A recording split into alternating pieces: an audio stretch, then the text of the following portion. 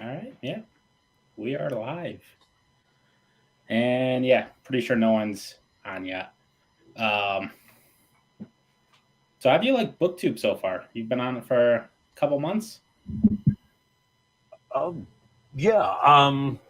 I was watching BookTube, of course, for like maybe about a year prior to getting on, and just I never really thought about doing it. Honestly, I thought I don't feel like I read quick enough or as fast enough to like really you know put together so many thoughts on books. But I do love reading fantasy and sci-fi, of course. So I thought, I might as well do something with this. I have this library, I read these books, I reread these books. Let's give it a go. Let's have some fun. I'm kind of working on my first fantasy fiction novel, so I Nice. thought, Ooh. let's just do this. Let's see how it goes. I just finished school. I went back for computer science, so I have a little more free time. Work is all at home now, so I can listen to audio. I don't have to converse with coworkers or anything. So now I can do audiobooks. So I thought, I have a little more free time now to pursue reading a lot more. So yeah, it was, and then I said, let's go for it, and Yeah. yeah, it's been a lot of fun. And I think the big thing is the community, definitely Right. reaching out, getting to know people like yourselves, and then you know see how big this community actually is too. So Right. yeah, I mean, how about you guys? I think you did it the right way, where you watched for a long time, you joined Discord, you started talking to people, and you made friends, and then you start your channel. I didn't go that route. I almost immediately made my channel, and Discord intimidated me too much to really jump in there at first. So it's a lot hard to grow your channel when you don't already have some booktube friends. So I get and that. I then mean, I think the Wizardly Duo Discord was one of the first I joined, yes, and then you slowly got to see these other ones. The Grimoire Discord. I like the Discords where you get a lot of content creators in one place too. Like I yeah, think this was brilliant on your guys' part to put compile a bunch of booktubers in one place. I mean, yeah, the really huge ones probably only need one platform, but for medium size and all that, I think it's great that you guys have this community. yeah, yeah. For For sure. Discord, um, shelf space. I think that's the Discord. They had a huge readathon May 2021. I'm guessing. Mhm. Um, and when they broke it out into teams, and we had our small team channel, that was when I started using Discord and getting to actually know people. Because otherwise, if you went to general chat, there was just too much going on, and felt like the conversation would go right past me if I tried saying something. So it wasn't until I found the Wizardly Duo Discord at the time that it was like, oh, this is a small enough Discord that I can actually join in the conversation. So It's in some of the discords can be, and I'm still intimidated on any discord of talking. I'm not. I consider myself introverted by nature. I obviously, being in front of the camera, is helping me get over that fear. But I still get very tongue tied when I do that. But um, Oh, well, I'm going for sort of a darker fantasy epic. I do want to have some classical fantasy elements in the book. And um, so I'm dealing a lot with like interactive gods. So the gods do have an interplay to what's going on. I'm going for like there is the chosen one trope, but they're not the point of view characters. It's the people that are around them or get affected by them. So it's kind of like a story about, you know, how these like chosen ones like affect the people's lives around them, whether it be good or bad. So yeah. And Nice. I have about 4 plots in my head right now for 4 books. So to this. Oh, okay. Yeah, we'll see how it goes. Do you have a It's working still in title? the first draft, early stages of first draft, and I have a bunch to change because I've been writing it for almost a decade. So I know those first few chapters are just pure obsolete and garbage right now. So That's what first drafts are for. that's right. Wow.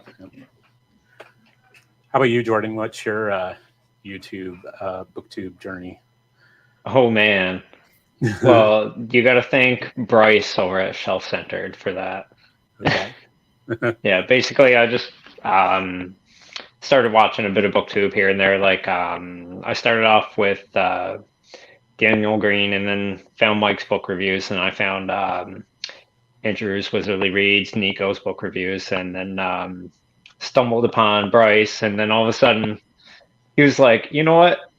I'm gonna tag a commenter. He doesn't even have a channel, so I'm gonna make Jordan do the tag." So then I had to do the tag. So that was your first video with a tag from Bryce Bender. Yeah. Nice. It's a good way to start. Yeah. I think that's like his claim to fame. Said he got a commenter to create a BookTube channel. As far as I know, you're the only one who literally got pulled into BookTube. Yeah. Yeah, I don't know anybody who was like, you know, you're on my comments a lot. You should do BookTube, and then I'm gonna make you do BookTube. Yeah. But it's like the most Bryce thing to do. That's hilarious. Yeah. Well, do you remember the tag? Oh my God. No. It was a while ago. Okay. It was almost 2 years ago. Oh wow. Okay. Yeah. But like Still for available like, on your channel. oh my gosh, yes. It's absolutely horrible, as most of my videos are, but I mean, I don't have the time and effort like most people to divulge into editing and stuff or doing double takes. I do all mine in like one take. I don't know how you guys do that. I wish I could film in one take. I just so tongue tied. I'm dyslexic when I speak. So it just comes like when I have the editing process is easy for me because I like computer software. It's, you know, where I got my degree in. So I love playing with software and all that. So but it's the filming. It's just, man, it just still takes me almost half a day to film a 8-minute video. Yeah. No, I'm right there with you. I edit everything on my phone because I don't have a working computer. I mean, I got a Chromebook like right here, which I'm using to film us, so I can see the comments. But I mean, it's got the RAM speed of like a dough, so can't do anything there. So yeah, I just do everything on my phone with like Nice. a free. It looks platform. great. Is it an iPhone? Is it an iPhone then, or? No, it's Samsung. Oh, really? Yeah, it looks great. Android. I mean, I would have never have guessed it was a phone, honestly, when you do your videos. Nope, do it all on the phone. It's your lighting. I don't know. I finally got my second light changed. It was like one warm light and one cold light, and it's because one was a smart bulb and the other one wasn't, and now we got 2 smart bulbs. So Nice. big changes, guys. Big changes. I increased the budget by like $10. I saw your shelf too. You got a new shelf, or is that, or are you just reorganizing? Or? What it was is we're reorganizing the whole house. So basically, my daughter, who's like 2, she sleeps in our bedroom, but like her clothes are in my son's bedroom. So we just basically dismantled the entire toy room, moved my son upstairs, and moved her downstairs. And he had, in the toy room, had like 4 cube shelves. So I just stacked 2 of them on top of each other, drilled them together, anchored them to the wall, and there you go. Nice. Yeah. Used that and got rid of the old $40 Walmart bookshelf. Very cool. Yeah. When it comes to editing and filming videos, I am definitely on the same side as you, Christopher. Takes me half a day of doing it, and With the filming or the edit? Yes. Both. Yes. Both. Okay. The longer the filming takes, the longer the editing takes. So yeah, I did go a while where I'm like, okay, if my video is over 15 minutes, I'm going to throw it all out and start over again because I don't want to take all the time that's going to take for me to edit it. Right. Yeah. So no, I started you. doing shorter videos. I remember my 20-minute videos taking like forever to edit because one, I'm just gobbledygooking talking, so there's a lot of like pauses and ums and and Right.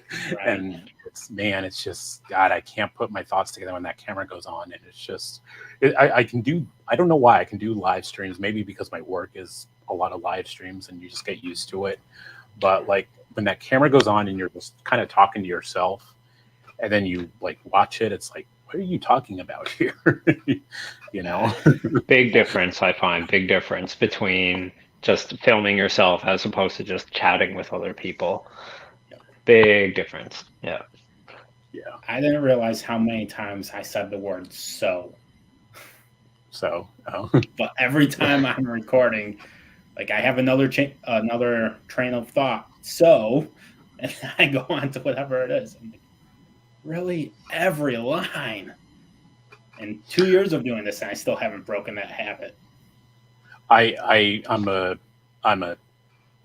repeater too. I know, like anytime I'm talking about like TBRs, I'm like, my line is, I'm so excited to read this book. I'm so excited to read this book.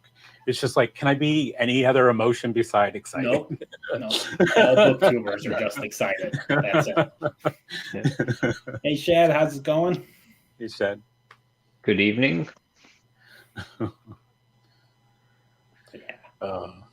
I've thought that too. I'm like, oh, okay, I need to be something besides excited for this. All right, I'm looking forward to it.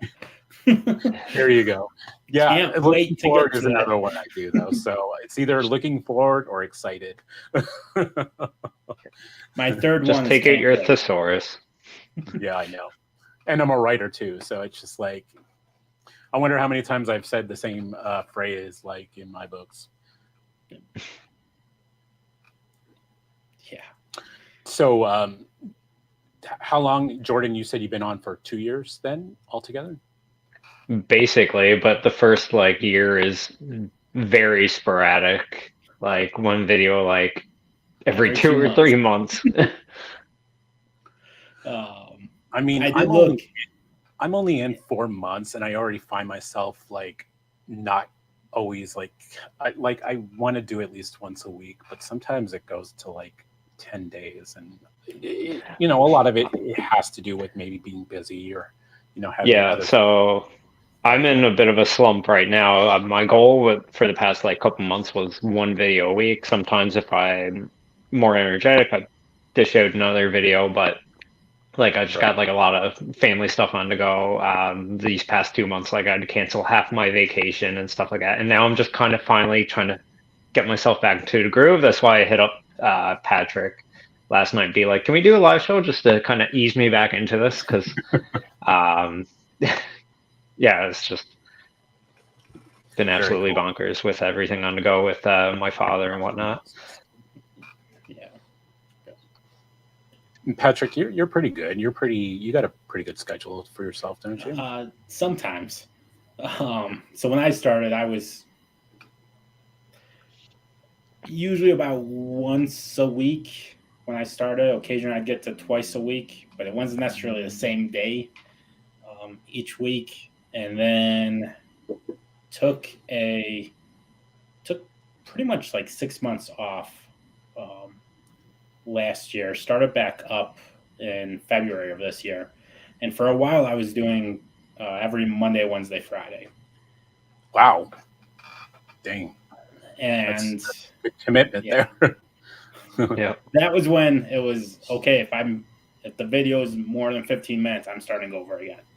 Right. Yeah. So at that point, I got better at just being quicker filming and going with the approach of, if I could see a review that takes 20 minutes, like if I was actually watching it, or I could watch a review that was 3 minutes long, and I didn't know either of the reviewers, I'm going to the 3-minute video. Just because I personally gravitate towards shorter videos. So it's like, you know what? I don't have to be making these 12-minute videos. They can be 8 minutes and shorter. They can be less than 5 minutes. Yeah. And so that's how I was able to get to the 3 videos a week. But eventually, and then Jordan went ahead and did his top 5 first books, top 5 second books, top 5 third books. And I needed to take that bigger. So I did that for first through 7 and did it 7 days in a row. And then after I did that, something happened where I got busy outside of BookTube and fell behind the 3-day-a-week schedule. And then, as I mentioned in my last video, I started to get kind of bored with the videos I was making. Like, I wasn't as excited for them. It's like, okay, if I'm not putting the effort into this, they don't excite me like I want them to. So now it's become very sporadic again of when I do put out a video. So hopefully I get better with more in-depth videos. So let me ask you guys both this question. What do you think is your favorite? Do you have a favorite video that you've done, even if it's not like maybe an analytically YouTube friendly video, but you're proud of that video? Mine's one of my recent ones. It's the Why You Should Read the Bound and the Broken. And that's definitely. Let me think about that. Most amount of time on. My Winds of Strife review. I was pretty proud of that one as well. Why You Should Read. Actually, most of my Why You Should Reads are the ones I like the most. Why You Should Read the Dresden Files. Why You Should Read Fred the Vampire Accountant. I like doing that more than reviews.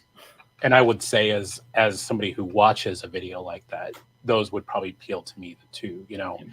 Finding these titles that, I mean, of course, now I'm getting more knowledgeable of the material that's out there now, but before, when I was just a viewer, getting these titles and like videos like that would really appeal to me as well too, from a viewer standpoint. So I can probably understand that. Any time where you get a viewer saying, oh yeah, I want to check out that book now, kind of thing, that to me is a win. Thanks, Shad. Yeah, I was nervous about that video because of how much time I put into it. And The Bound and the Broken is, right now, it's probably my second favorite series. Wow. So we have Stormlight Archive, and book 2 and 3 of The Bound and the Broken, I rated up there with Stormlight Archive. Very nice. So if you took my top, I think my 6 highest rated books are the 4 Stormlight Archives and then those 2. So it's like, I really want to do this justice, and knowing that there's a good chance that the author is going to see the video as well. Like, if I'm doing a review of anything Sanderson writes, I don't really care, because it's not going to affect his sales. He's not going to see it, and it's not going to bring him down or bring him up or anything like that. I got my upcoming video for July wrap up. I kind of have a hot take on. I read the first Mistborn book, and I got to say I read some great self-pub during July, and then I read that, and I was just like, it's all right, So, but like you said, it's not going to hurt him, Right. But yeah, I was just like, and I'm still going to read the rest of Mistborn, but I guess maybe the hype was a big part of what affected my overall experience with the first Mistborn book. But Yeah, yeah, I could see that.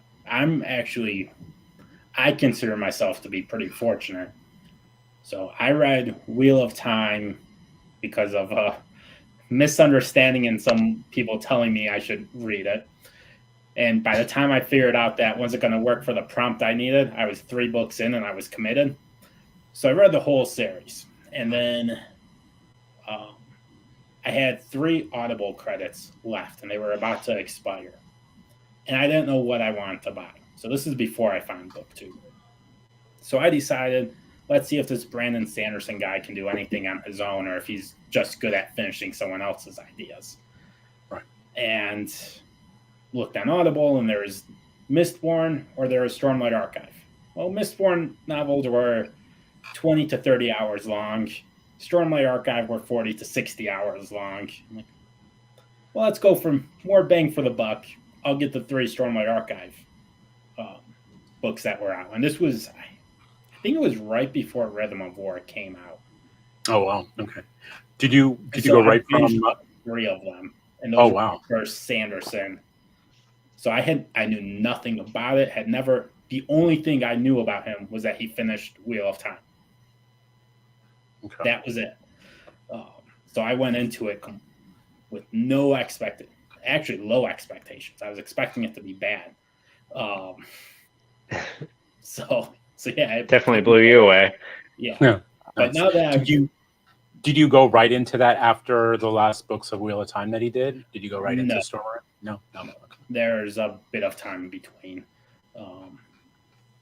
because I think it really came down. I can't remember what I was reading after Wheel of Time. It probably wasn't even fantasy at that point, and it was just I had 3 credits I had to use before I'd lose them, and that's how I ended up finding Sanderson, and that was what brought me to book 2. I read those and I'm like, I need more. Yeah, I'm still his world building. I'll give him that. It's top notch stuff, and I'll be excited to see what else he does. I want to read what is it? His standalone Warbreaker. Is that Warbreaker? I want to read that. Yeah. I heard some good things about that. I haven't read any of the secret projects. I didn't back the Kickstarter, but I did get Trust of the Emerald Sea, and I got the 3rd one. I didn't get the Wizard. What's that? Yumi and the Nightmare Painter. Yeah, but I didn't get the 3rd one. I didn't get the Wizard's Handbook. One, but insanely long. Yeah. Well, I basically come to realize now with Sanderson is his standalones are his weakest. I think his biggest strengths are his planned epic fantasies. I mean, Warbreaker was a book he wrote to his wife, but now he's planning it to be an epic series. It was all right for me. But I love Mistborn, and Stormlight Archive is my absolute favorite. I think it's his planned epic fantasies is what he's good at, but his standalones and stuff, I find he's weak.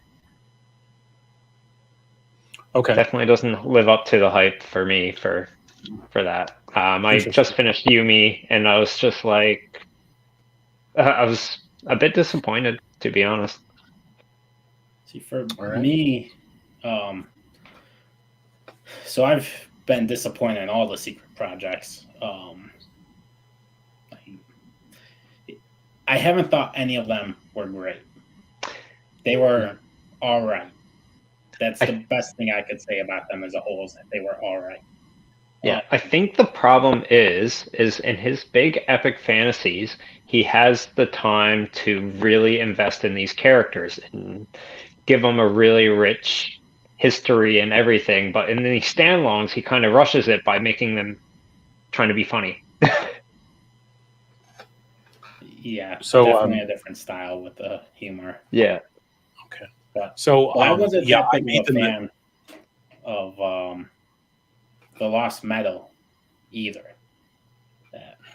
Now it's almost like, have I overhyped him in my own brain, and now he can't just live up to those expectations. Possibly. So I actually made the mistake of going right into Stormlight Archive right out of Wheel of Time. Like when he finished those books, I was like, okay, this guy can, kind of like what you said, Patrick, where it's like, okay, he can finish this epic series. I thought he did a great job wrapping up Wheel of Time.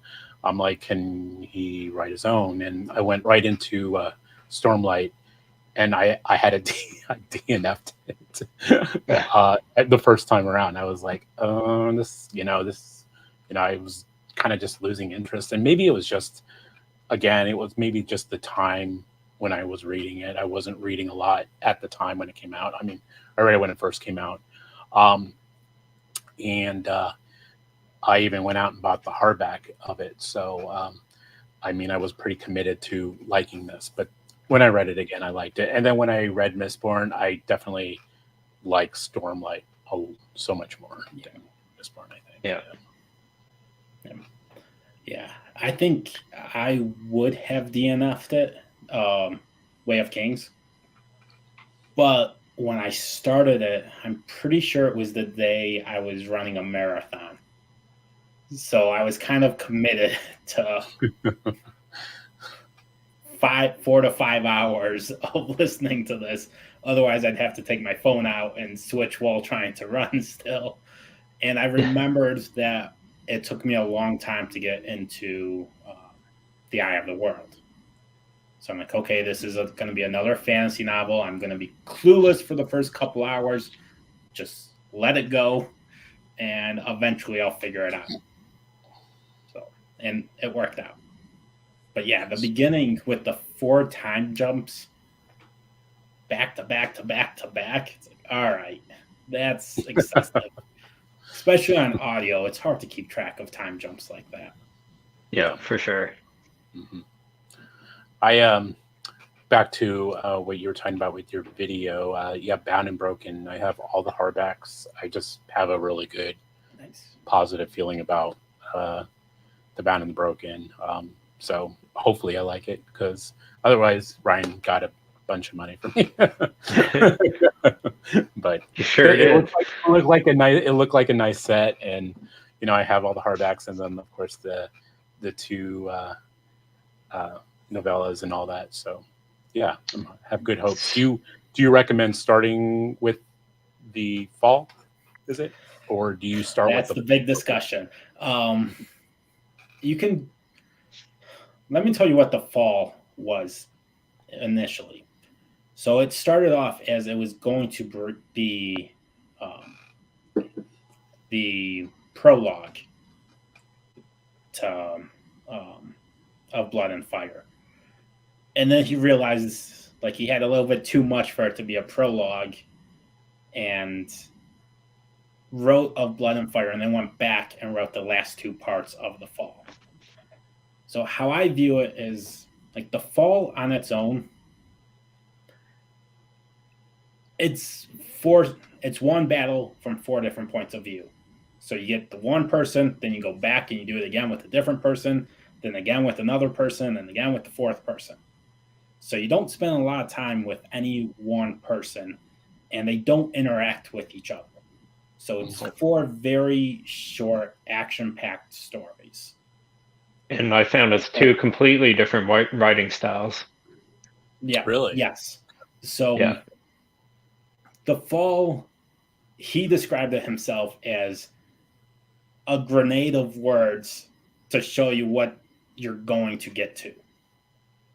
Because of Blood and Fire, it starts off, it's not, I hate saying it's a slow burn, because it does have action fairly quickly in it, but it's more of that classic feel, more of a Wheel of Time feel, of pacing. The fall is just action.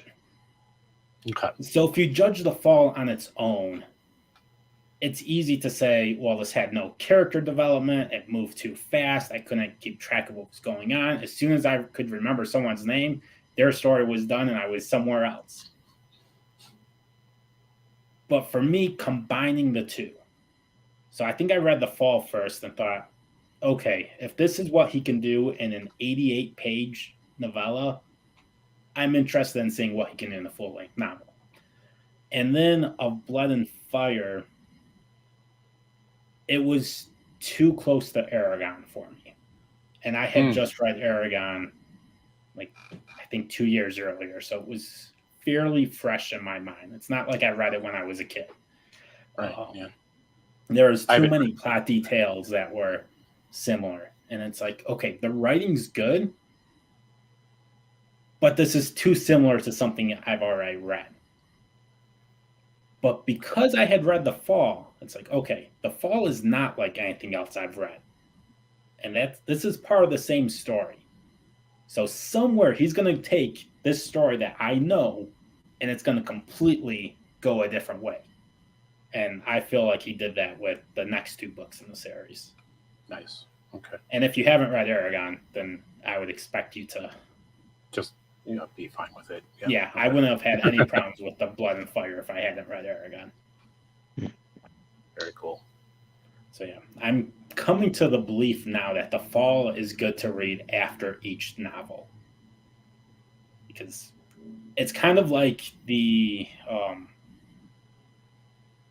what's it? I'm blanking on the word. Stormlight Archive, the prologue. How he repeats the prologue before every book, but it's from a different point of view.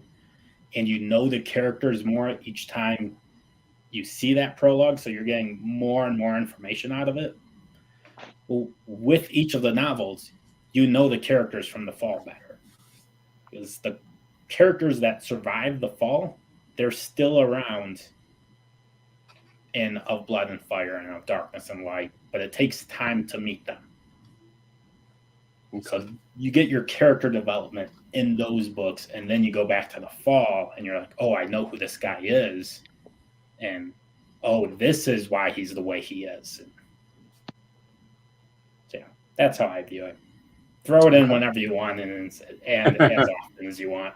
It just goes how you want. Sweet. Awesome. Then what about you, Jordan? Yeah. Did you say you had a favorite of your videos? So I just looked back and I was like, probably like the favorite first book in the series, favorite second book in the series, favorite third book in the series, like those 3 that I released all in 1 week. And it actually stemmed from a book tag that I created when I first started the channel, but I actually took it off because it only had like 10 views and didn't catch on, and imposter syndrome and all that stuff. I was like, nope, just scrap that. But basically, it was like, I think I called it like the 0, 1, 2, 3 tag, where like 0 would be like your favorite standalone, 1 would be your favorite first book in the series, 2 would be your favorite second book in the series, and 3 would be your favorite third book in the series, or duology, tetralogy, duology, trilogy, and stuff like that. I think something like that. But anyways, Does it get so challenging after a while, though, right? I mean, there's only so many series that have, like, say, like 6. Yeah, well, basically, Ben from Benghis Khan did the series tag, and he went all the way up to 10, and then 11 or more book series. So it was actually very similar to that. Thinking about that, and yeah, so just the favorite first book in the series, second book in the series, favorite third book series, and it ended up being one of my stronger videos of the channel. Very cool. So yeah. I was proud of that. So it was good for you analytically too. Yeah, I think it was also because like the thumbnail, I just took all the books and laid them down on the floor and just took a photo and have that as my background. Yeah, I think whenever you put, like, actual books in a thumbnail, I think it's usually a good it's a good little click thing. Awesome. Yeah. And about Bound and Broken, I'm actually doing the audiobook right now for Of Darkness and Light. And I did The Fall first. I actually did The Fall about a year before I read Of Blood and Fire. And it is 2 completely different types of writing style. Like, The Fall is literally in the deep end, there's sharks in the water, have at her. And Of Blood and Fire is just like, okay, let's go down the safety ramp into the shallow end first. Right. Yeah. Yeah. Start slowly. But I enjoy both of them very much. Yeah. Probably won't get to it until next year, but I'm really looking forward to it. Oh my God, I just take your want to try time. to. Yeah, I just He's want to still try to wrap writing the up series. something. Yeah. I got way too many firsts going on, so Yeah. and then Well, I I just think I'm started on like. bone ships now, so Oh, okay, yeah. Bone ships. I think I planned for next year. Like, I mean, it's just that's the hard thing about booktube and all that. It's just like I think I have like 18 ongoing series right now. So but I'm never really one to like it's rare for me to like read a first and then go right into the second, go right into the third. Sometimes I do like a little bit of that break. I think I enjoy the series when I come back to it a little bit rather than back to back. I mean, how do you guys usually approach yours? Do you usually go back to back or? I I'm more try of a to if I binger. can. Okay. So almost all of my reading is audio. So it helps me just going back to back to back because I don't have to try to remember things. Because keep track when I of which read, series you have going. when I'm reading a book, I feel I have very good memory of it, but it takes me forever to read a book. J.C.M. Burns' second book. I think I started it in April. I'm not done yet. It's not even 400 pages long. Oh wow, okay. So Yeah, that happens to me too. Where it depends on the book. Where it necessarily like means that I'm not enjoying the read. I'm just for some reason it's just a slower process for me. But yeah, I struggle with actually finding time to sit and read. Mm-hmm. Usually, audiobooking is when I'm running, taking the dogs for a walk, driving somewhere, doing chores. I don't sit and consume a book. I'm always doing something else. So I've actually been forcing myself this month to read at least 10 pages from his book every day so that I can finish it this month. That's my goal. There you go. Perfect. But yeah, with consuming everything audiobook wise, it's a lot easier just going one book into the next. It doesn't. So it requires a lot more focus when you start the book. Otherwise, and since I'm multitasking, I can't always do that focus. I'm trying to learn to focus with audio. It's kind of hard for me to do that. One, I am working. Right.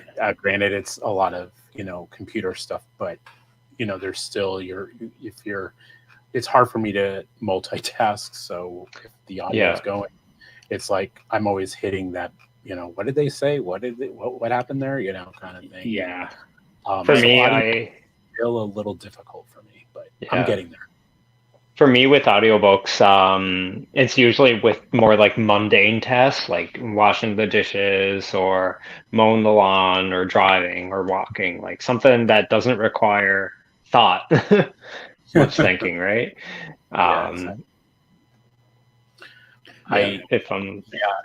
But if I didn't do the audio when I was at work, I wouldn't get through half the reads that I planned myself. And part of me doesn't feel like I should be doing TBRs anymore. I can hit most of them, but there's always like 2 or 3 that just never make it in the month. And we're just slow down. But then there's so many. I'm like, ooh, I want to read that. Ooh, I want to read that. What I did for a while was, here's my TBR, and it's like 3 books, and then here's my 8 MBR. I might read any of these 8. But I think as far as booktubers go, I'm probably one of the better ones at sticking to my TBR and making a TBR. Beginning of the year, I did here's 5 books I plan on reading each month of the year, and I've stuck almost exactly to that still. So I think this past month was the first time I was really off on that. And that's that last month is I do self-pub in July. That's Yeah. all I read. So it was very much it's all new at this point because I was Right. starting everything new, and it was Oh, what wow. was I in the mood for. And yeah, trying to start 8 new series all in 1 month is quite a task. Because it's just all new information too. Yes. It's not information you kind of already knew. It's all brand new. So what ended up happening last month is I binged the Songs of Chaos series. So I read Ascendant, which is the first book, and then I tried, I think, 3 or 4 other books for the next one. I'm like, you know what? I don't have the focus for this. I'm just going to go on to the second book of Songs of Chaos. And then I think I squeezed a book in between book 2 and book 3. So that threw off my TBR. But it happens. Yeah. For sure. There's I try to mix it up between self-pub and traditional pub, because there's a lot of traditional pub I haven't read yet. Yes. But all this self-pub that's been out, especially with Spitbow, there's like some great reads in there, and I've been like trying to hit them all. A lot of them luckily have been just like standalones. I have what did I read last month? I read Fear of McCroy, which was a standalone, but set in kind of like the same world. Brian Asher, he wrote a sci-fi, he wrote a fantasy, and this one was a little bit more of a horror fantasy, which I thought was kind of cool. I think that was actually my favorite of his books so far, but they're all set in the same kind of world, and it's just these intercontinents, so that was nice. And then I read The Crew by Sadira Samir, which was a blast. It was hilarious, which I wasn't expecting. Then I did read Mike Mullman's, which is it's a series, but you have only like 3 out right now, so it's not like you're not like delving into a large series, and I can catch up with that really quick. I have Sins and Sorrows, ready to go at some point, with I know those are like short stories in there too. So yeah, I like when I can mix in some standalones, or at least something that's a little more achievable than starting a long series. But then I started Bone Ships this month, which is another trilogy. So I just started that. I'm just chaotic. I don't have any rhyme or reason to my TBRs. I wish I did. For me, it's one, is there an audiobook available? If there's no audiobook, I'm not going to put it on my TBR anymore, because I know it's just not going to happen. Yeah. And then the second way to really get me to read a book is if I own the physical copy. So it's like, okay, if I own the physical copy, I'm going out to the library. I am getting the audiobook, because I am very fortunate that my library, I almost never have to go to Audible. Nice. Very nice. Obviously, self-pub, I do. But yeah. And that's even Drew Hayes, which is self-pub, I can get through my library. Oh, wow. That's awesome. Yeah. So I very rarely run into an occasion where I have to go to Audible. So if I have a book on my shelf, that jumps to the top of my TBR. Outside of that, it's like I'm the same way. Especially, I'm still okay with accepting like author books if they want to send them to me. I do usually look what they're about, if they're going to match something that I would be interested in. I do make sure I don't just accept everything, that comes my way. I do make sure it's going to be something that interests me, and then, I tell them I don't know when I'm going to get to it. I'll get to it when I can, but, I'm not the fastest reader, and, I have already pretty much I do have things lined up for at least 3 months in advance. So yeah, when I have that situation, it's the first thing I do is I check to see if there's an audio book, and if not, I'm like, it could take me years before I get to this. I'm probably not the best reviewer to be reaching out to, but let me know if you ever get an audiobook. Right. Yeah. It's like if you don't need this like next month when your book's going to be officially released, and there's a lot of readers who can do that for you, but right. I'm not one. And it's like, and I'm not saying I don't want it, because usually if I'm accepting it, it is going to be something I'm interested in. But yeah, I'm not going to get to it right away is the problem. Right. So yeah, I have one that for a long time I felt guilty because I've had it for over a year now and I haven't read it. But then I looked at the conversation I had with him, and I told him that I would need an audiobook, or that I'm an audio listener, and they said that the audiobook was probably going to be out in a month or two. Still no audio. So it's like, well, no. I accepted based on the fact that if I didn't get to it before then, I would just get the audio. And you didn't create an audiobook, so it's not on me. I gave you fair warning beforehand. How about you, Jordan? Are you an audio? If you can get it on audio, is that your go-to, or?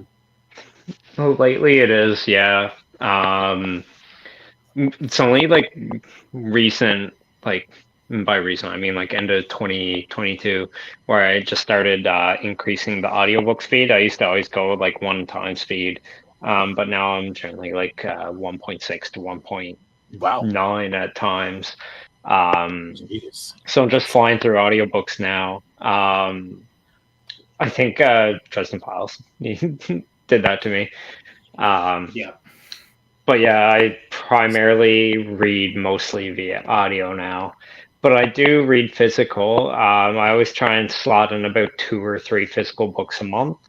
I think last month I hit 3 of them. Last month was self-pub month. It's going to be my tradition. Like every July is going to be, vast majority of them are going to be self-pub. And I think I read 3, and I was going to have a 4th one, but I'm still reading it right now. It's actually with me here, Blood Rush by Bengali. Yeah, it's mostly like audiobooks. So I think my general average is like 4 or 5 audiobooks a month to my 2 to 3 physical books, but the audiobooks tend to be larger books. And going back to like the whole self-pub versus traditional pub topic, last year my goal was to have a minimum 60% of my book spread to be self-pub, and I think I hit 62% last year. Nice. Out of I think it was like out of 77 books or something like that, that I hit that goal. So I was really proud about that. But this year I didn't really set a goal because I had so many other traditional pub series I want to wrap up. Like I think I was like right in the middle of Dresden Files and Shadows of the Apt and stuff like that. So I didn't really set a goal this time, but I mean, I still dedicated July to just self-pub, and I think I looked at my statistics last month, and I think it's about a third of the books I've read, and I'm at 55 books now so far. Very nice. Yeah. I think I'm right around 50-50 this year, but that's with 16 of the self-pub books being Drew Hayes. So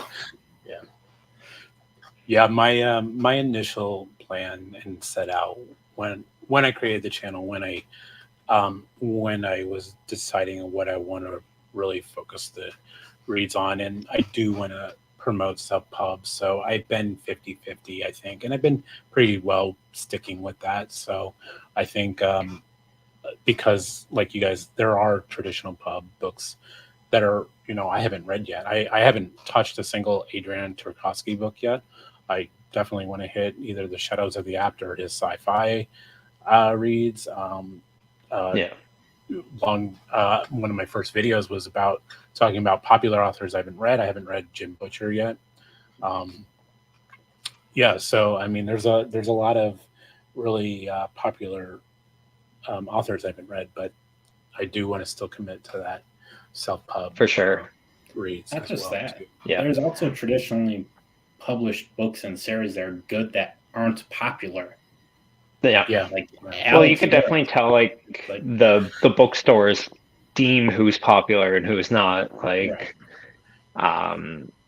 for sure. Like, I think there was like, I can't remember the specific book, but I was Annihilation. That's what it was.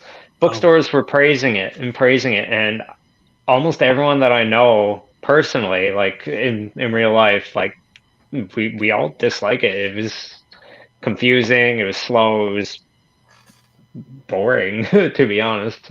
But I find self-pub, there's a lot of hidden gems in there. It might not be the cleanest book ever in regards to editing, but like I rewatched a video that I filmed of my 10 top completed books series, and 5 of them out of the 10 were self-pub. So it's 50-50 smack down in the middle right Very there. cool. So yeah. That's awesome. And yeah, so there's lots of hidden gems in the self-pub community, and they don't have like an editor or whatever from a publisher trying to tell them how to tell their story. Right. You definitely get more unique stories with self-pub. Yeah. And that's the thing I think I've noticed with my July, and I think maybe a little bit ruined Mistborn for me, the first book anyway, was the fact that I read these like self-pub books and they were all just like something I'd never seen before, I think, the crew, becoming a druid, and then Fear Moncroy, they were just breeds that I didn't see anywhere else before. And they were all just, so unique that, it automatically raised the bar a little bit for me. And then I got into Mistborn, and it, like I said, it's a great start. No doubt about it that Brandon can put a magic system in a world together, but it felt, I have it kind of started already in my notes about how I'm going to talk about it in my wrap up video, but it felt vanilla to me, kind of thing. I've read about these type of things before. Maybe not so much the magic system, but I've read about these characters before. I feel like, kind of thing. The sea urchin and getting in with a gang or whatever. Yeah, for sure. I wholeheartedly agree with you there. I will say for the Mistborn trilogy, the first one, each of the 3 books they have the same feel, but they're also very different. Yeah. So the first book is a heist story. The second one is they're under siege. I heard the second one was really good. I heard the second one's my favorite. But I got to be careful with saying. But it's also the lowest rated one for failure. Yeah. Okay. So on Goodreads, it's by far the lowest rated of the first 3. And then the third one is more of a mystery and kind of has like this race against the clock type feel to it. Okay. Yeah. So yeah, they all. That's cool. That's good to know. It almost feels like it's separate books then in a way, right? Yeah. Yeah. Okay. So it's not like. I mean, I'm still going to give it a go. I'm not giving up on it. Definitely not. It was still engaging enough to find some enjoyment from it for sure. Yeah. Yeah. But where there's some series, and I'll use Dresden, especially the beginning of Dresden, each book is kind of the same thing. It's a different story, but it follows the same format. Again, just for basically like few books in Dresden. Yeah, I find the beginning of Dresden is like Supernatural TV show. Yeah. Except with one guy instead of 2 brothers. Did you guys ever read Kevin Hearn's The Iron Druid Chronicles? No. No, but I do have that like on my plan to get to. Yeah. From my understanding, that I was told, I read those, and I had a great time with those. And someone told me, oh well, if you like Iron Druid, you definitely need to read Dresden then, because it's kind of the same thing. It's set in a modern urban time, but the guy is deals with a lot of supernatural, a lot of mythology, across the world. Like one of the books has Thor in it, and Thor is actually, it's funny because he does like to say, everything you know about Thor is wrong. He's not the golden hero from Marvel. He's like this ultimate douchebag, and it's pretty funny. So I enjoyed those books. So I know I'll probably find something good about definitely about Dresden if I liked Iron. It's definitely a series that you warm up to. I don't think it's one that you get invested in right away. Right away. Okay. Yeah. So Alex Verus would be the third one of the trilogy of urban fantasy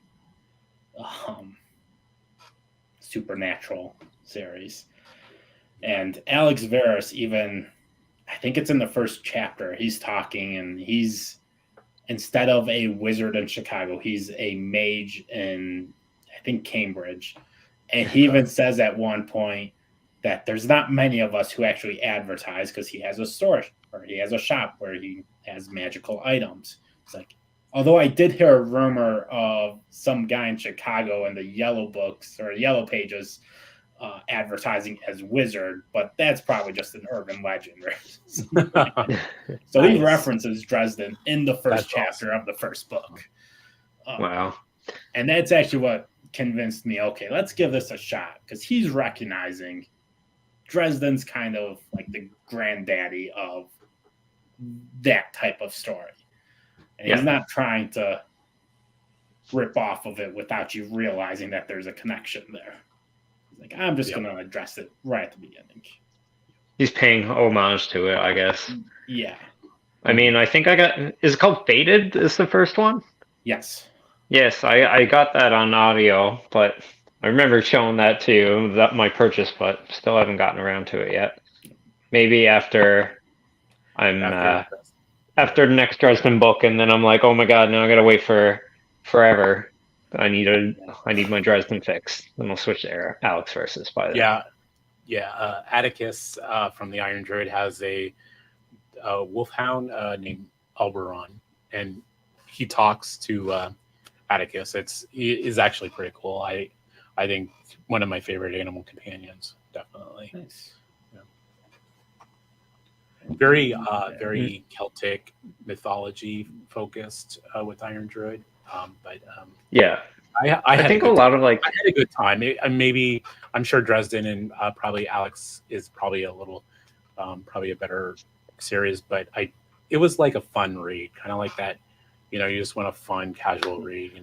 That's how Dresden starts off. It's just an easy, fun read to just slide in between all these other. And I like those. Sometimes you just want those. So popcorn series to me invest in something.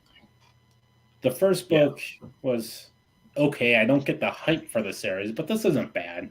I'll give it another chance. The second one, I think I was just getting confused about all the different types of werewolves in the story. I think there was 4 different types or something like that, and I couldn't keep track of who was a good werewolf, who was a bad werewolf, and I almost, in my mind, I DNF'd the series at that point. But it was during the second one you said? Yes. You said book 2? Okay. Yeah. But book 2 is generally the weakest. The shelf space readathon, and I had like 2 days left. So I needed something short that I could get another book in. So I continued with book 3. I'm like, okay, I'll just do this so I can get the points for the readathon. And then it's like, oh, all right, well, this starts to tie things together. And then just threw in book 4, and then a month later, book 5, book 6, book 7. And then at that point, I started binging the series. So book 7 is like the first book where right from the beginning it's like, okay, I'm invested in this story. And then I think I read the next 10 books, 9 books, in a matter of like 3 months. And the only reason there was that long of a wait is because I had to wait for the library hold for one of the books. Yeah, it's definitely a popcorn series that you end up binging. Yeah, because And in the middle, it transforms from urban detective urban fantasy to being an epic fantasy. Wow. Yeah. Like you don't even realize it happened until after you look back and you're like, hold on, there's no more detective story here. This is just epic fantasy. Yeah. So it's kind of just how he starts, and then just kind of snowballs into that. Cool. Yeah, I'll get to it. Just a matter of maybe taking stock of everything I have going on, wrap up some series. It sounds like the good news is you can read a Dresden and take a break, though. You don't have to go right into like, 2 and then 3 and then 4. And that was actually my other big complaint about book 2 was that all the characters felt the same from book 1.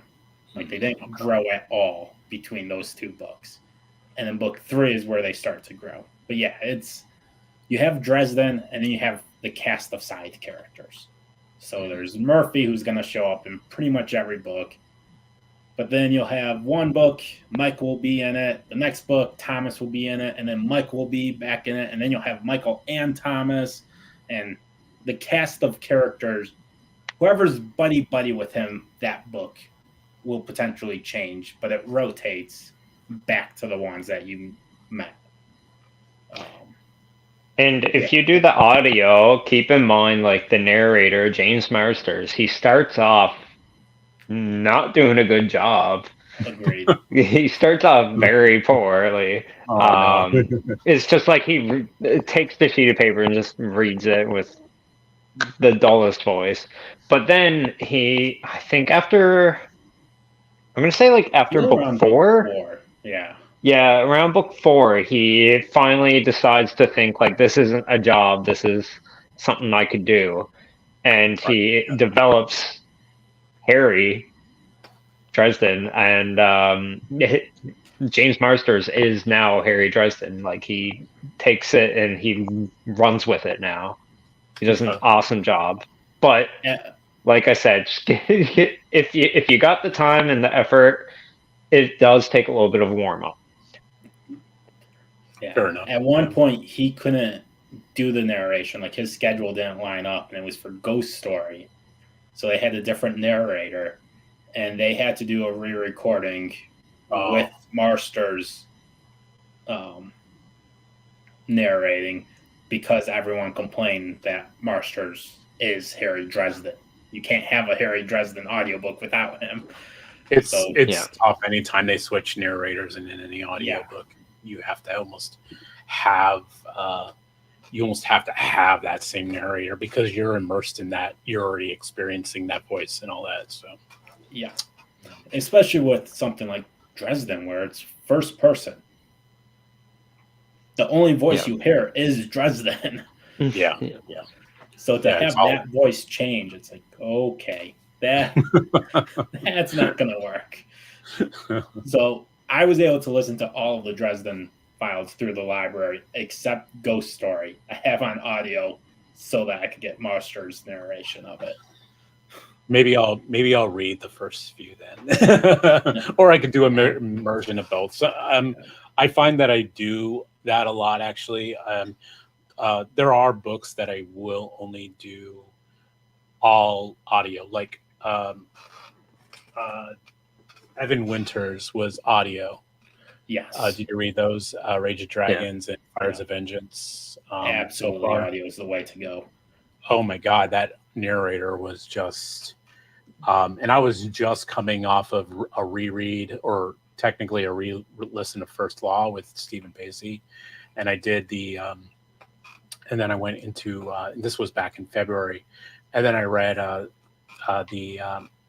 listened to the audio with that, and I was like, man, this guy is Tau, or just brilliant, and just his voice, and he had like those characters just down kind of thing for me. So yeah, I'm looking forward to that third. Yeah, I think Evan Winters is really good there, especially Fires of Vengeance. The first one, it was a lot of battles and all that, so you didn't really get a chance to catch your breath. But when you got to that second one, it was just like bam. So Theo, going back to Varys, I put it right up there with Dresden. So if I was to list my top 5 series, the Varys is in there. So it's going to be Varys, Dresden, Stormlight, Bond and the Broken. Wow. And I really have to think about what I'm going to put in the 5th one. Probably Superpowers. So yeah. Man, I've not heard of this. I have not heard of this. I'm looking it up now. Maybe if I see if I see what the book's like. How many books are in Varys again? Is it like 12? Yep. 12 short books. And they're all relatively short, aren't they? Yeah. Oh, nice. Okay. Are they 300 pages, a little bit over that? And they read like, I'm assuming, like Dresden and Iron Druid, where they just chronologically have an order, but you can read them kind of, you don't have to go. This one, you would want to read this absolutely in order. Okay. Let's see. But yeah, I hadn't heard of Varys. But I think it was shortly after I did my Why You Should Read Dresden Files. Man. Andrew's like, if you like Dresden, you have to check out Varys. And I had thought, you know what? He probably just finished Varys, so it's what's on his mind. I'm not going to give it too much attention. And then that same week, he mentioned it like 3 or 4 more times. I had to read Varys. And it's like, okay, he's being pretty insistent on this. I'll pick it up and give it a chance. And I'm glad I did. Still don't recognize it. I still don't recognize this series. And yep. Is it still going on, or is it done or wrapped up and completed? Yeah, it's completed. Okay. Yep. So yeah, the 12th book. I'm not sure when the 12th book came out. He did pretty recent, wasn't it? This past Halloween, he released a novella that takes place after book 12. Gotcha. Okay. But you don't have to read the novella at all, and I don't think he's going to start back up. He is starting a new series, though, that's coming out in, I think October. When did I read Varys? Last year. So I think I read most of it probably summer, fall of last year. I just need to bite the bullet and just hit Dresden, because I mean they're not very long, and they're everything I look at my books I have going on this month, they're all like 300 or plus pages, 400 plus pages, and just like I need those like you mentioned, Jordan, those popcorn reads. Just sit back. Yeah. Now, those are the dangerous ones. The popcorn reads. Because then you get addicted and you just like well, like Cradle, I called it popcorn, and then I just basically declared it book meth at one point. Still do. Read the Banter counter was kind of the same thing for me. I ended up binging. That's a good term for those. 9 books, 8 or 9 books, in a month and a half. It's like, well, so much for being popcorn. Yeah, and the same with Dresden. I just popcorn ever. Yeah, and same with Dresden. I ended up binging 10 audiobooks within 2 months. So 2 or 3 months. So it took over. And that was also with like side jobs and briefcases in between too, like the little short stories. So yeah, Cooper, same thing. That's how Jordan and I started. It was a palate cleanser until around book 9 or so, and then you just start binging the series. And Christopher, I will say the books do start to get longer. So the first few books, I've books seen are like short, but then they start picking up. Varys, on the other hand, that's not really the case. I want to say this is probably the longest book, and it's 387 pages. Oh wow! Okay, all right. So yeah, he did good at keeping the books right around the same length for the whole series. Very cool. Do you guys do you tend to stick with fantasy, or do you try to mix in some sci-fi? And I mean, obviously, you guys do urban fantasy and try to, spread out a little bit of subgenres. But I'm curious if you guys read any sci-fi or. That I'm not the biggest sci-fi fan. So sci-fi that I like is the exception. So there is some out there, but I'm generally hesitant especially if an author pitches me their book and mentions sci-fi. It's like maybe go somewhere else. But I do read like nonfiction and completely outside of fantasy as well. Mm-hmm. Okay.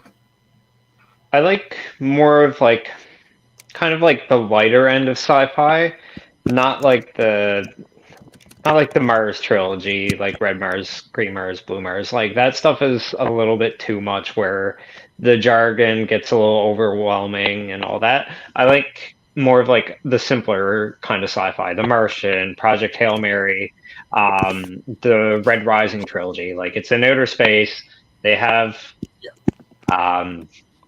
like warp speed or whatever, but it's nothing too technical. I find when they get too technical, it really it dilutes the story for me. It just dulls it out, and then I end up losing interest.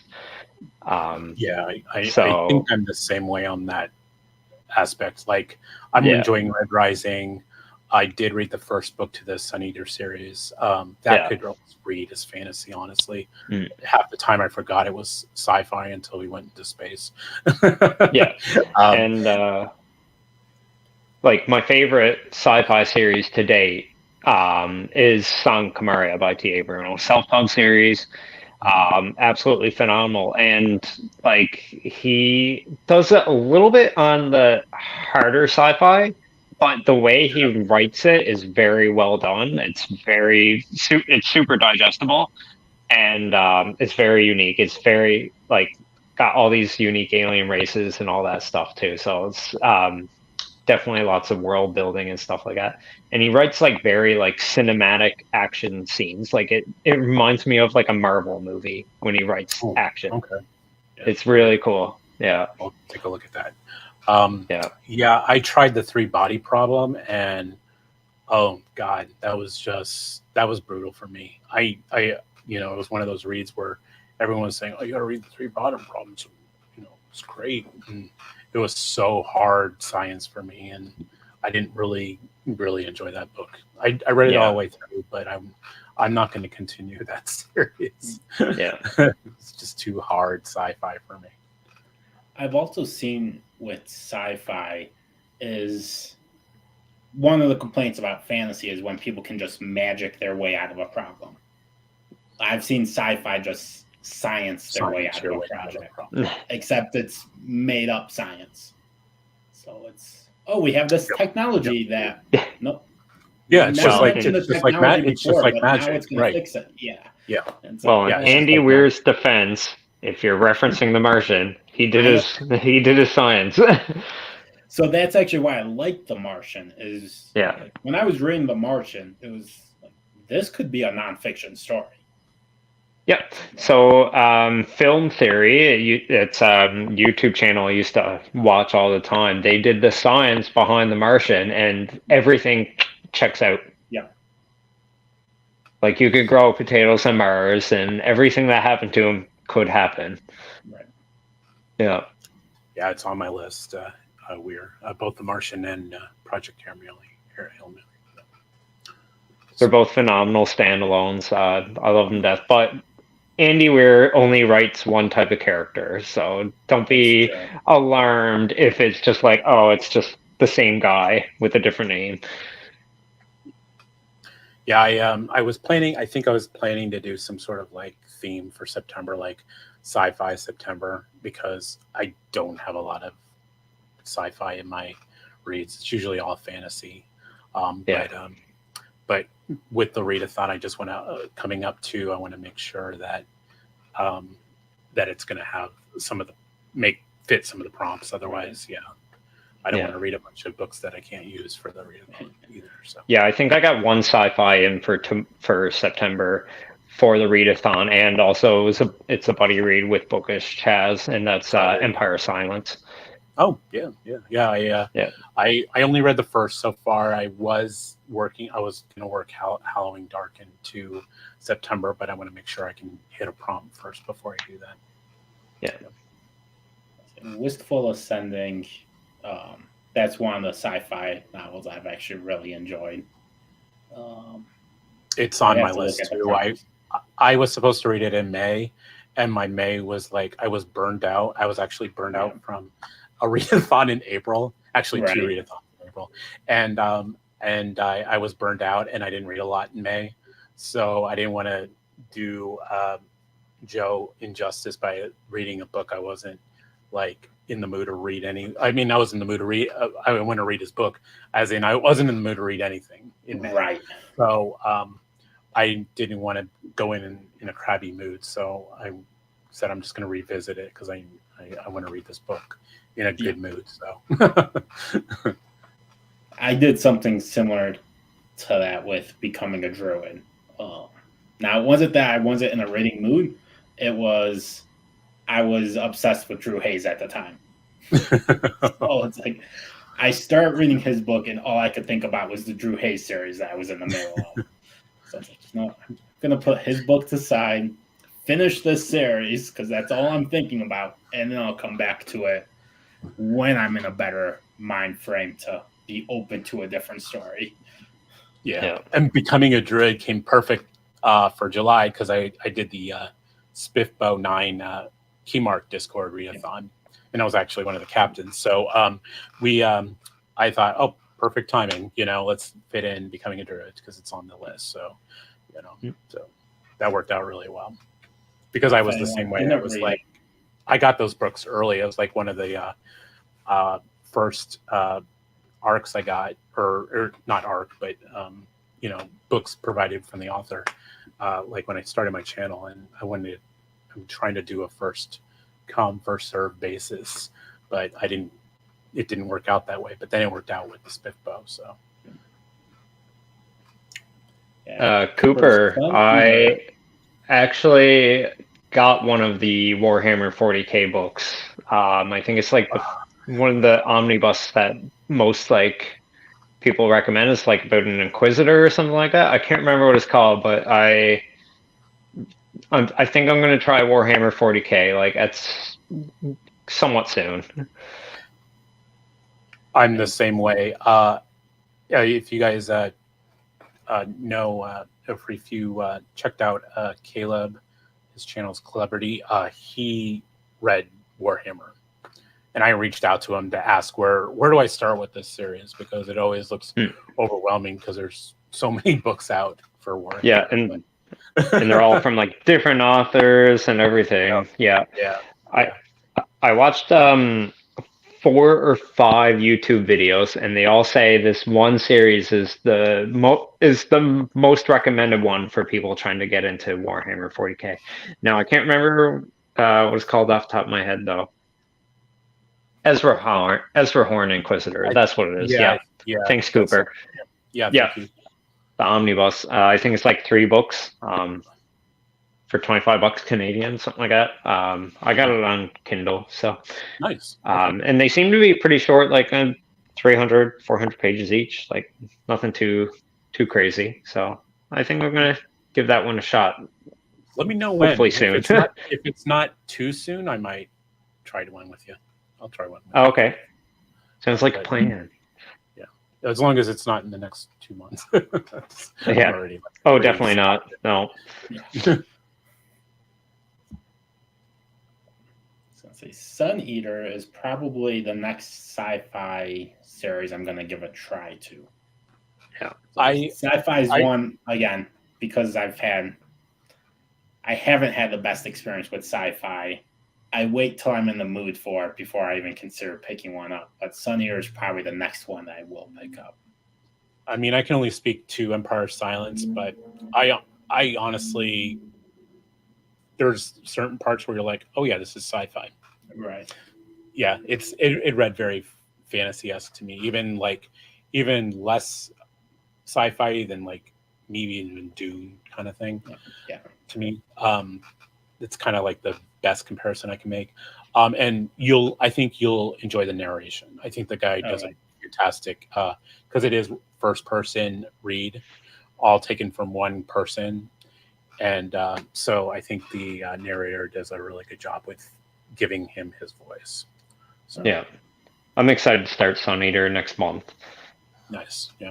Yeah. Yeah. I want to get back into it. I read that in June, the first one, and took a break last month. I'm not reading it this month, but I'm going to get back into it in September. I heard Howling Dark and Demon in White are like the two strongest of the series. According to Treebeard, basically. And I think Andrew was like absolutely in love with Howling Dark too, if I recall. Good to know. Yeah, I heard Howling Dark was a highlight of the series. We'll see. Yeah. Trying to see what other sci-fi I have on my shelves. But I was also... Yeah. Go ahead. Oh, I was just going to say... we lost Jordan. There he is. There, you're back. So I was reading The Red Rising. The last one I read was back in March with Morning Star. So I kind of wrapped up that first trilogy. And then, it's another one I want to get back to. I don't want to go. There are some ongoing series I am reading in September regardless. So, I mean, I'm doing my Malazan raid. So I'm doing Dead House Gates this month. And then I'm with Memories of Ice. I'm going to split that up into 2 months because it's a thicker read and I don't want it to take up my entire month on just one book. Yeah. I haven't had that motivation yet to pick it up. I don't think I'll do Malazan until I finish Wheel of Time, which might take forever because it's been a year and a half and I just finished book 5. He's slogging and he's not even to the slog. And you're not even in the slog yet. Oh, no. No. I switched it up to audio and it hasn't improved very much, but at least I'll go through it a little bit faster. I think book 6, Lord of Chaos, is... You said that was your favorite. Not necessarily my favorite, but was the only 5-star read I gave in the first 10 books. Yeah. And then 11, 12, 13, and 14. So Knife of Dreams and then the 3 by Sanderson. Sorry, they're up here. That's why I'm looking over there. Yeah. I gave the last 4 books 5 stars. So it was book 6 and then the last 4. Yeah. The good news is before Jordan's passing, he put out book 11, which was a really strong entry. And but definitely you just got to get 10 is the worst. I mean, you could literally skip 10 and you would be fine. And this is coming from somebody who loves the Wheel of Time, but man, 10 was a grueling and one of those books I wanted to throw across the room when I was done with it. I was like, nothing happens in this book. Yeah, I don't know. It's just Jordan's writing style doesn't vibe with me, and I find it's just like the story gets diluted because of it's a good story, but there's just so many words with it, in my opinion. And so I'm trying to get back into it. So I'm switching up to the audio format. So I'll see how I'll do with that. I think I might jump into book 6 probably in October after like the September readathon and stuff. Yeah. Cool. Yeah, I think you'll like 6. I agree with Patrick on 6 being a really strong entry. Now, don't ask me why. I couldn't tell you what happens in almost any of the books except for the first one, the last one. So I know most of the storyline. I just couldn't tell you where anything is placed in any of the books. So I don't know what it was about Lord of Chaos that I liked. But when I was going through it, I clearly liked it more than the first 5. As far as fantasy football, Shad, I am very excited. When I created the league, and Jordan, this is all because of you that league actually exists. You're welcome. I guess. I almost made you make a team just because it would be fun. But you would try to draft all tight ends, and it wouldn't let you do that. But the last time I played fantasy football, Andrew Luck was my starting quarterback. So it's been a while.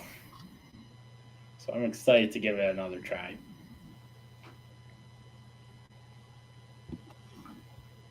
Wheel of Time ending is fire. Yeah.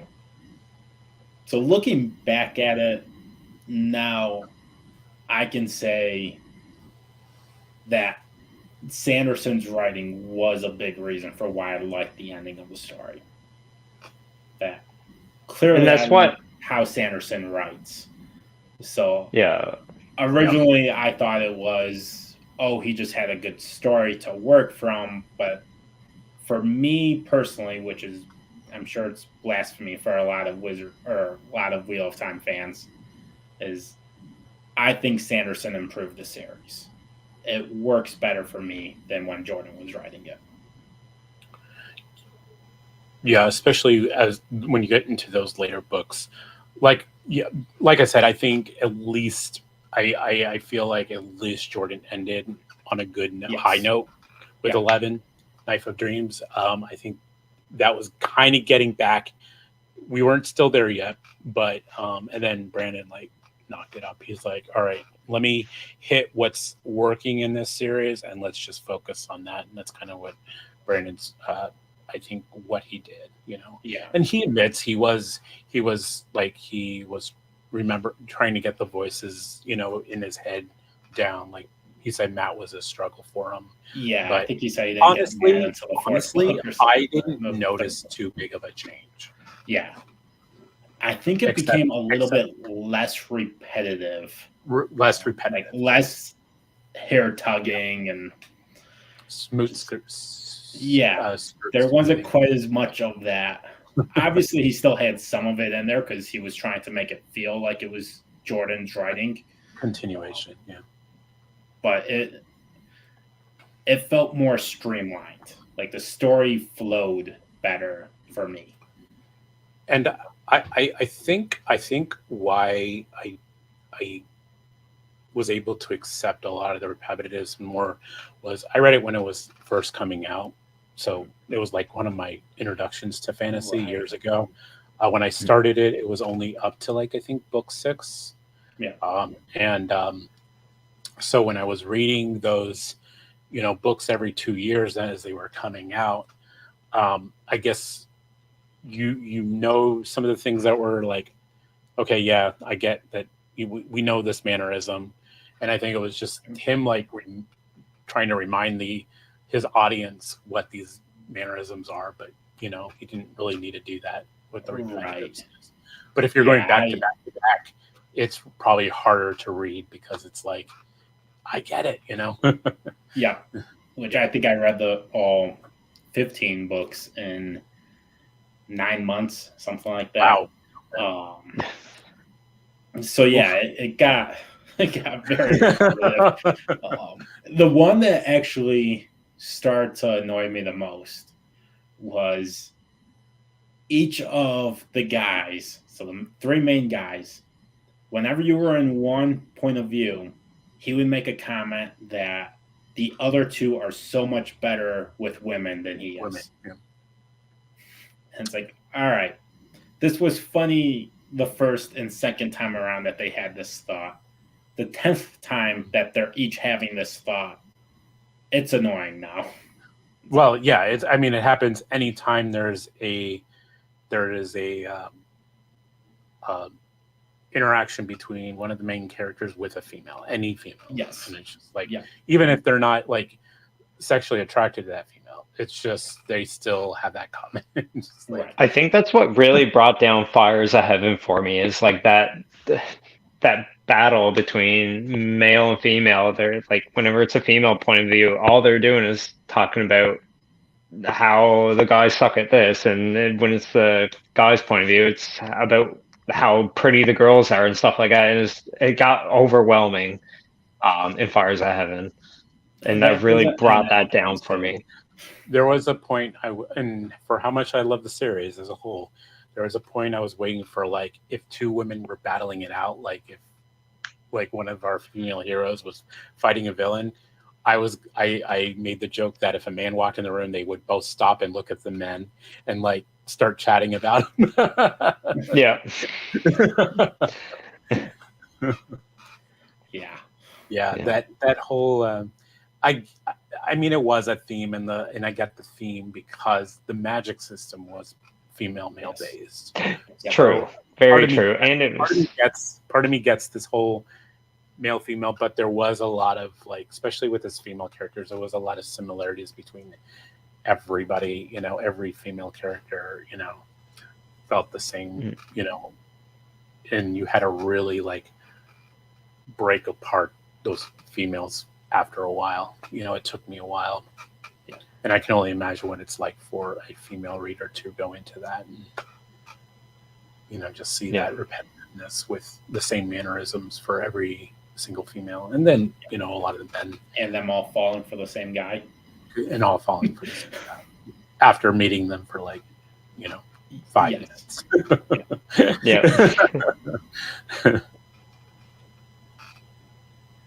Might be telling that the only one who didn't fall for the guy was the one who knew him his whole life.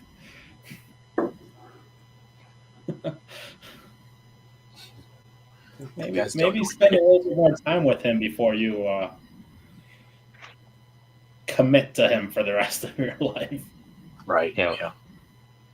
Yep.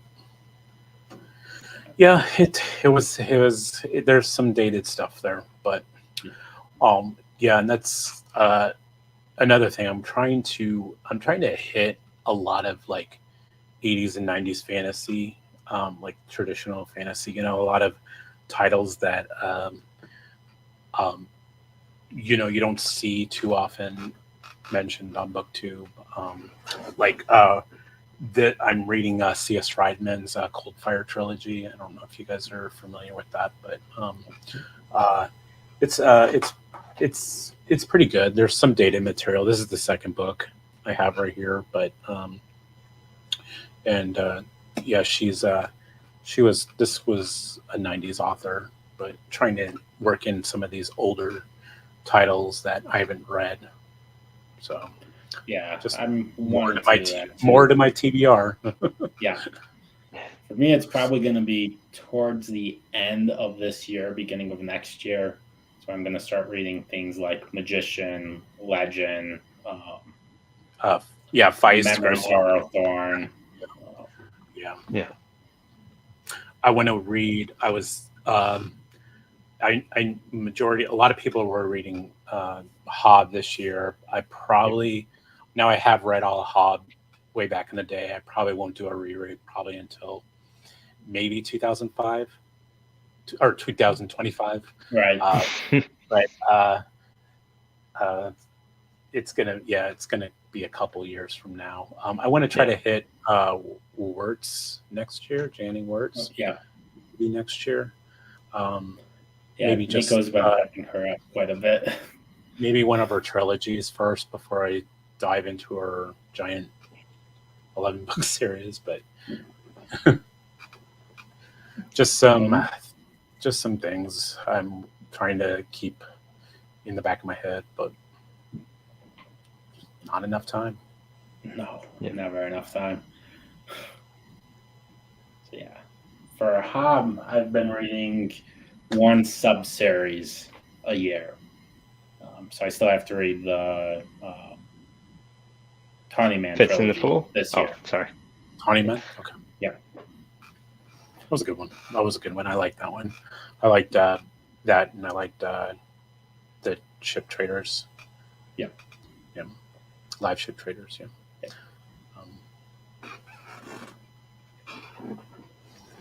they're a little bit slower paced than I usually like. So I enjoy the books when I'm reading them. I'm just never all that excited to start the next one. It's like, that's it's probably weird. a good idea to like just break them down rather than trying to fit in all. Yeah. 16 in 1 year. Yeah. So this is the one time where I'm binging but not binging at the same time. I'm binging the sub series and then it's like, okay, I'll come back to you in 9 months. Anyways, guys, I'm gonna go. It's past 1 a.m. on my end, so and I got some appointments with the kids and stuff. So it was a nice chat with you folks. Yes. All right. Stay hydrated, guys. All right. Bye. Thanks for coming and hanging out with us. Yeah, appreciate it, Jordan. We will talk to you all next time. Yes. Toodaloo. All right. Bye.